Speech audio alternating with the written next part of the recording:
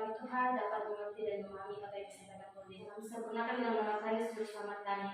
Amin. Semuanya berdiri.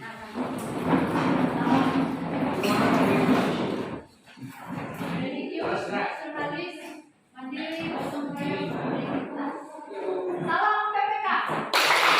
Religius, nasionalis, mandiri, gotong royong, integritas.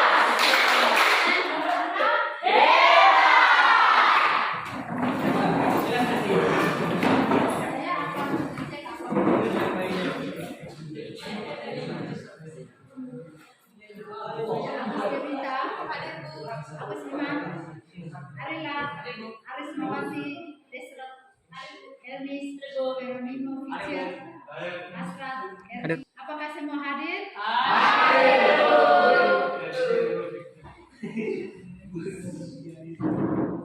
Ya.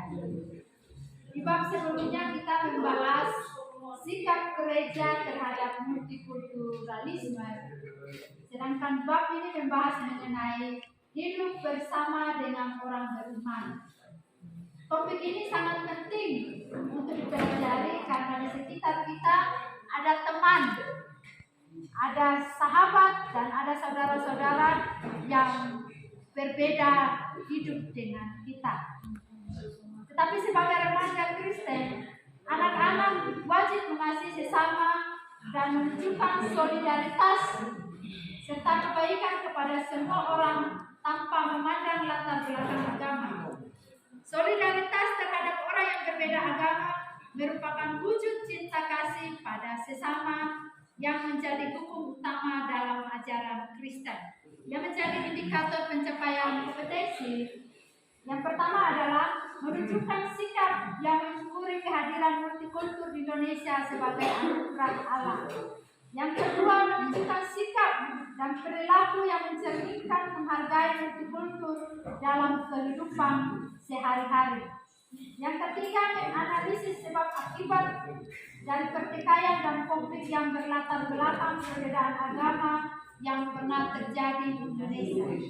Yang empat, membuat program bersama yang akan dilaksanakan di lingkungan sekolah sebagai bentuk terjaganya kerukunan antar umat beragama dengan rasa tanggung jawab. Dan yang kelima adalah membuat karya yang berisi ajakan pada remaja dan masyarakat untuk menerima serta menghargai multikulturalisme. Tujuan daripada pembelajaran yang kita belajar hari ini adalah melalui pendekatan saintifik dengan menggunakan model pembelajaran discover learning, peserta didik dapat berpikir kritis, kreatif dalam menganalisis sebab dan akibat dari pertikaian dan konflik yang berlatar belakang perbedaan agama yang pernah terjadi di Indonesia.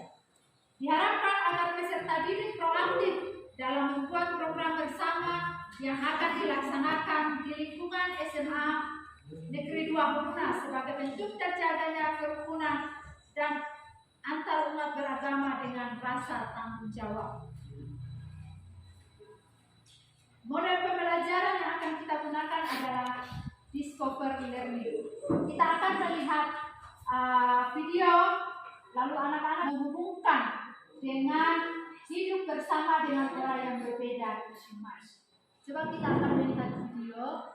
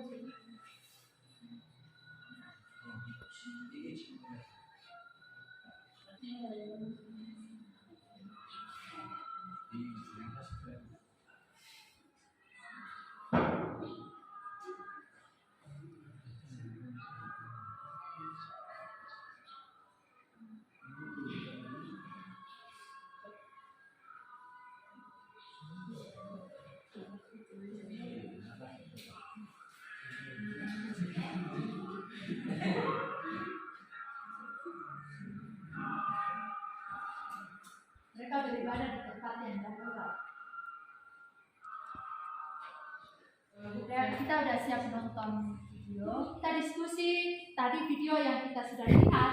Kita akan diskusi mengapa bisa terjadi pertikaian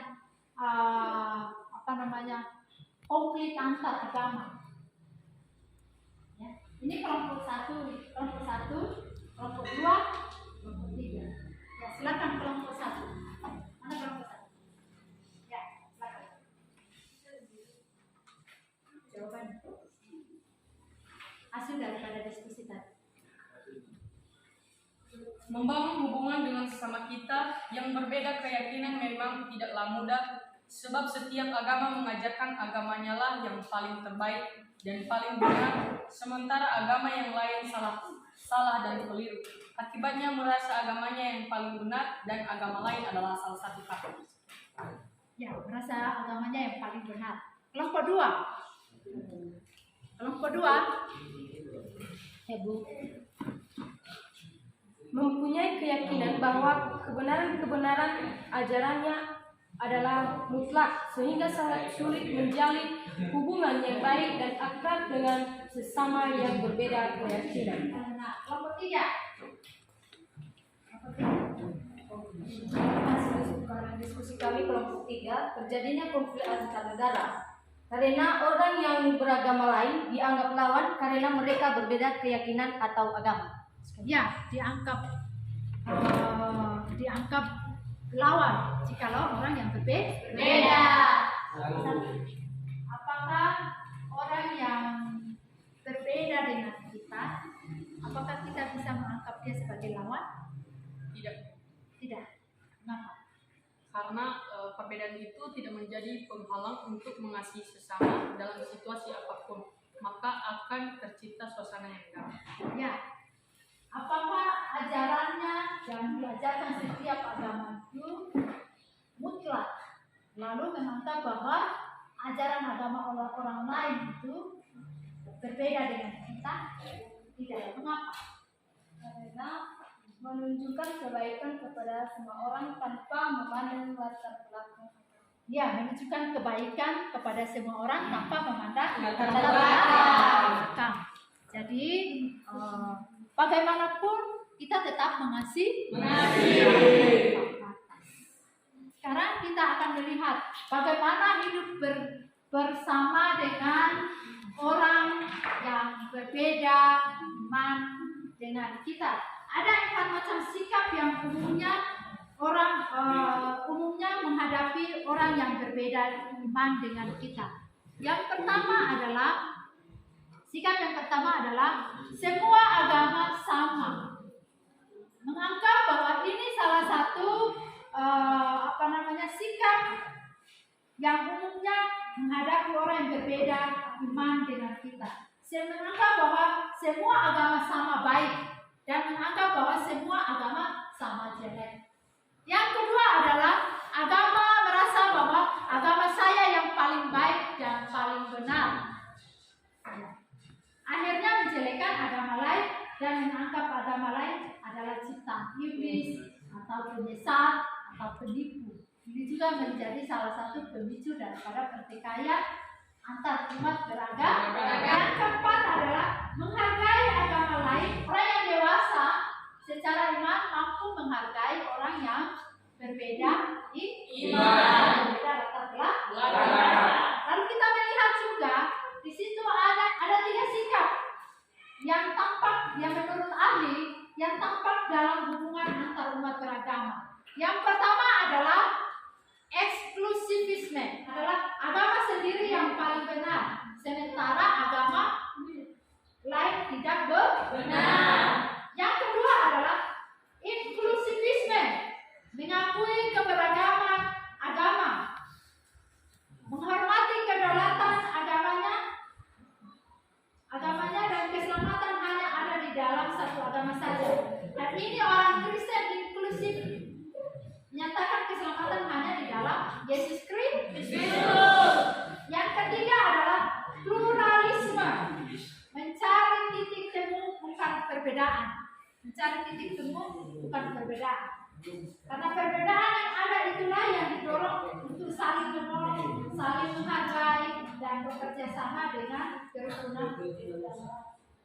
dan bekerja sama dalam kerukunan hidup. Saya minta anak-anak untuk setiap kelompok untuk memberikan hasil kesimpulan yang kita belajar hari ini. Kelompok mana yang sudah siap? Ya, silakan. Jadi kesimpulan dari materi kita pada hari ini itu perbedaan tidak menjadi penghalang untuk mengasihi sesama dalam situasi apapun, maka akan tercipta suasana yang damai. Ya. Ada lagi kelompok yang lain sudah siap? Sudah, Bu. Nah,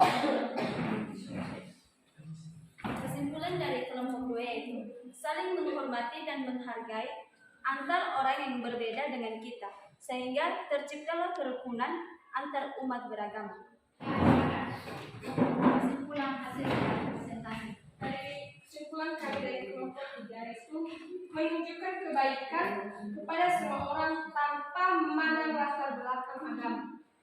Ya, di negara kita, negara Indonesia yang kaya dan penuh dengan keanekaragaman budaya, suku, agama, tetapi keanekaragaman jangan dijadikan celah untuk menimbulkan perpecahan, tetapi patut kita syukuri. Alkitab sangat jelas tadi di dalam kitab Mazmur 133. Dia mengajarkan tentang kasih persaudaraan yang rukun. Dan Yesus ajarkan kepada kita adalah kasih tanpa batas. Sekarang kita akan mengakhiri kegiatan kita dan kita akan lihat. Iya, Bu. Ayo, silakan berdiri.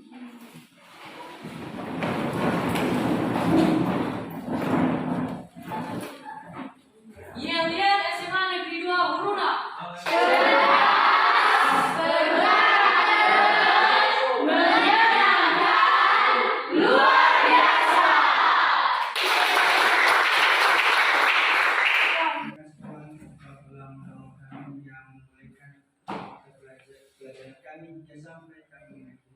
Itu bukan karena